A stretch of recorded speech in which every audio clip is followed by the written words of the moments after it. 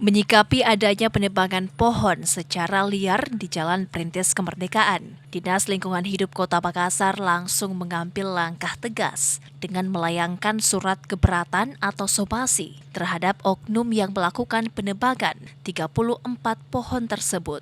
Kepala Dinas Lingkungan Hidup Kota Makassar, Aryati Puspasari Abadi mengatakan, berdasarkan data petugas Taban, ada 34 pohon yang ditebang secara liar, diduga oleh petugas PLN Sulselbar. Hal ini dianggap merugikan pemerintah Kota Makassar karena value dan fungsi pohon yang sebelumnya ada di sepanjang Jalan Perintis tidak akan sama meskipun diganti dengan pohon yang sama.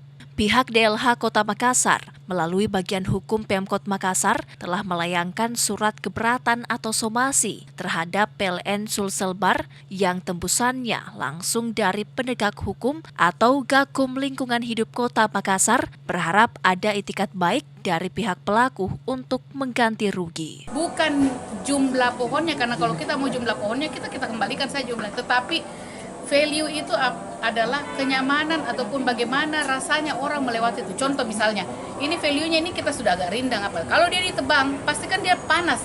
Nah, value itu yang tidak bisa kita dapatkan dalam waktu yang seketika. Nah, value itulah yang kemudian kita minta dikembalikan oleh pihak PLN untuk mengembalikan.